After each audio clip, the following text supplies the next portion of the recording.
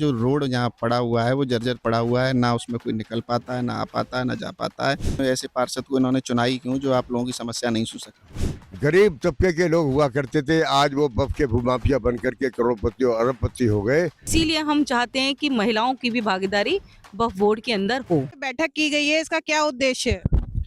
इस बैठक का उद्देश्य ये है कि जिन लोगों को अपने अपने सुविधाओं की जानकारी नहीं है, उन्हें ये पता लगे कि हमारा अधिकार क्या है और जो उनकी समस्याएं हैं हम उसे सुन सकें और उनका काम करा सकें। किन समस्याओं को आपने यहाँ पे सुना है? क्या लगता है आपको कि किस तरीके से उसका समाधान होगा?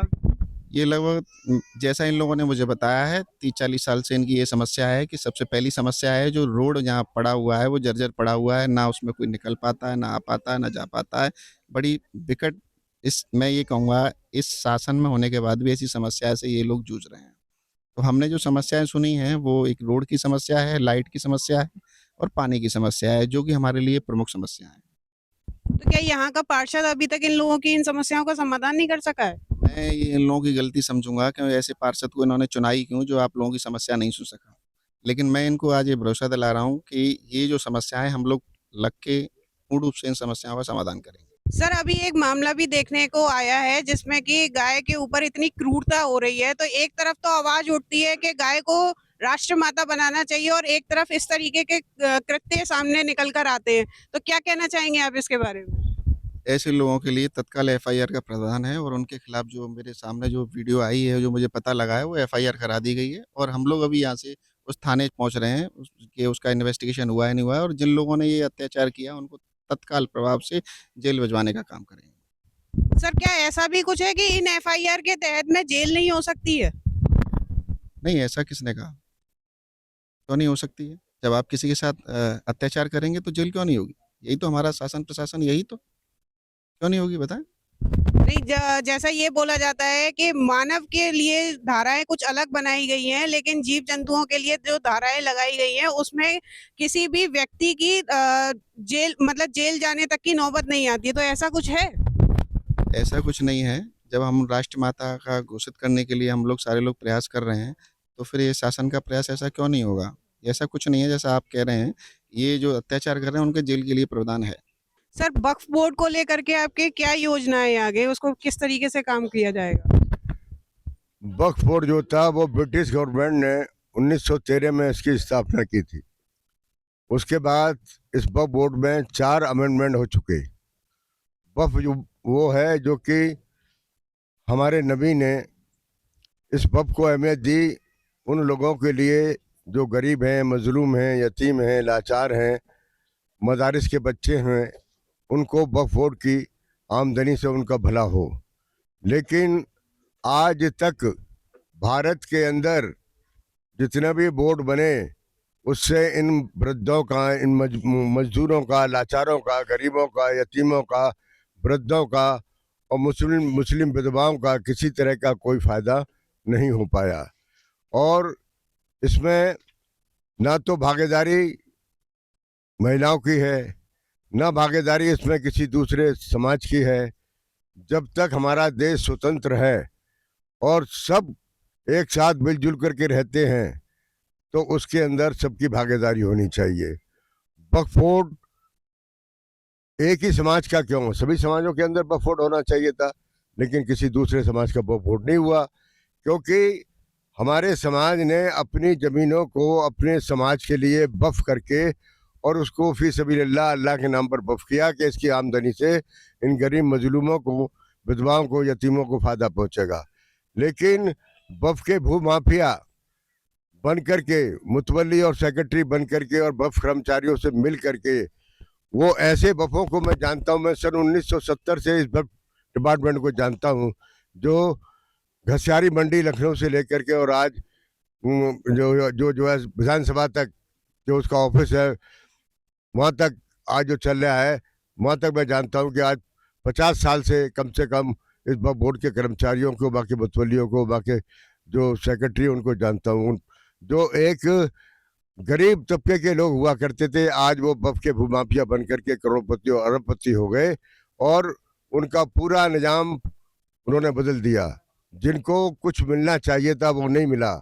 लेकिन इस वक्फ के अंदर जो मौजूदा सरकार वक्फ 24 संशोधन बिल जो लाई है वो इसलिए लेके आई है कि वक्फ से भू माफिया समाप्त किए जाएं और इसकी आमदनी से इसके आय के स्रोत बढ़ाए जाएं, हॉस्पिटल बनाए जाएं, वेलफेयरेशन के काम किए जाएं, मदरसे बनाए जाएं और वहाँ पर डेवलपमेंट किया जाए जिससे उसकी आमदनी बढ़े और आगे उसकी आमदनी से इन गरीब लाचार मजदूरों का उनका भला हो सके।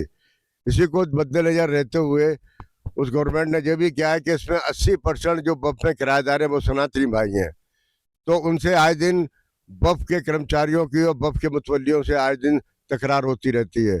उस तकरार को ख़त्म करने के लिए उसमें सनातनी भाई को भी मेंबर बनाया जाएगा जिससे इस वक्फ बोर्ड की पारदर्शिता बनी रहेगी और नफरत का काम खत्म होगा। सभी मिलजुल करके इस देश को चला रहे हैं, गंगा जमनी तहजीब कायम रहे।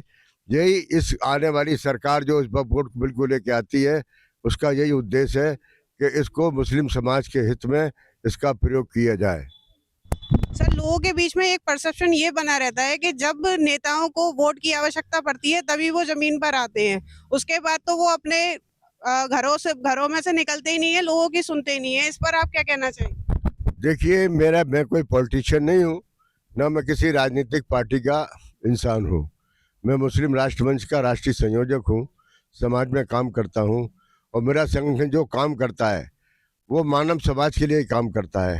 हमारा संगठन आरएसएस से जुड़ा हुआ है और जहाँ भी कोई विपदा राष्ट्र में आती है, गरीबों पे मजलूमों में आती है, कहीं कोई एक्सीडेंट हो जाता है तो सबसे पहले हमारे स्वयंसेवी लोग उस घटना पर पहुँचते हैं। विधायक की और एमपी और एमएलए की और प्रशासनिक अधिकारियों की चिंता तो बाद में होती है, लेकिन पहले हमारे स्वयंसेवी संस्था के लोग पहुँच करके उसमें लग जाते हैं और समाज की सेवा करते हैं। मैम, आप महिलाओं की भागीदारी की किस तरीके से बात करेंगे वक्फ बोर्ड को लेकर? पहले मैं अपना इंट्रोडक्शन दे दूं कि मैं अंजुम अंसारी हूं और मुस्लिम राष्ट्र मंच सूफी संत मलंग की मैं राष्ट्रीय सह संयोजिका पर। दूसरी बात ये है, ये मुस्लिम राष्ट्र मंच हमारे माननीय डॉक्टर इंद्रेश कुमार जी जो कि आरएसएस केंद्रीय कार्यकारिणी के सदस्य भी हैं, उन्होंने ये मंच बनाया था और इस मंच की शुरुआत ही मुसलमानों की बहबूदी के लिए थी और दूसरा मुसलमानों को मुख्य धारा से जोड़कर रखने की भी बात कही जाती है। वक्फ बोर्ड को लेकर के जो वक्फ बोर्ड विधेयक जो 2024 का बिल जो पास होने की जो बात हम कर रहे हैं उसमें महिलाओं की भागीदारी भी हो, इस पर भी हम लोग जोर दे रहे हैं। क्योंकि अब आपने देखा हो कि एक महिला जिस तरह से अपने परिवार को चलाती है, एक महिला ही है जो हर चीज़ को समझती है और समझ कर उसका निदान करती है समस्याओं का। तो वक्फ बोर्ड में जो कि जैसे कि हमारे राष्ट्रीय संयोजक ने बताया कि वक्फ बोर्ड में भूमाफिया बहुत हैं और जो काम है वो डिजिटल नहीं है, तो इस काम को डिजिटल हो वक्फ बोर्ड का, इस पे भी हम जोर दे रहे हैं। और जब महिलाएं उसमें महिलाओं की भागीदारी होगी तो वो एक महिला का दर्द दूसरी महिला समझेगी, तो वो महिलाओं के लिए ही काम करेगी। जैसे कि वक्फ बोर्ड में अपार संपत्ति है, तो उस अपार संपत्ति का यूज कैसे हो रहा है, कहाँ हो रहा है, ये आज तक कोई नहीं जानता। लेकिन अब जो वक्फ बोर्ड अमेंडमेंट भी जो बिल आ रहा है उसमें हम सबको कम से कम मालूम तो होगा कि जब ये वक्फ बोर्ड का जो भी जिसमें डिजिटल जब हो जाएगा तो सबको पता होगी कि इसका जो आय है, इसकी जो आय है, संपत्ति है, इसका यूज हम कैसे कर रहे हैं। महिलाएं होंगी तो महिला के यूज में भी लाएंगी, वो संपत्ति का यूज जो है वो पूरी तरह से महिलाओं में भी हो जाएगा। तो इसीलिए हम चाहते हैं कि महिलाओं की भी भागीदारी वक्फ बोर्ड के अंदर हो। अभी क्या लगता है आपको कि कितनी जमीन है जो वक्फ बोर्ड के नाम पर आरक्षित हो रखी है? अब इतना तो मैं नहीं जानती क्योंकि काफी करोड़ों के हिसाब से जमीन है इसमें, करोड़ों के हिसाब से। रेलवे डिपार्टमेंट के बाद, स्वास्थ्य विभाग के बाद तीसरे नंबर की भूमि जमीन जो है भारत के अंदर वो वक्फ बोर्ड के पास है और इतनी जमीन का दुरुपयोग भूमाफिया और वक्फ के कर्मचारी मिलके अपने लिए और अपने बहबूदी के लिए कर रहे हैं, वो समाज के लिए नहीं कर रहे हैं। इसलिए इसका सही इस्तेमाल हो, इस पर डेवलपमेंट के वेलफेयर के काम हो, ये मौजूदा सरकार ये करने जा रही है और इंशाल्लाह ताला ये होगा, इसको कोई नहीं रोक पाएगा और ये काम हमारे समाज के हित में बहुत बड़ा काम है।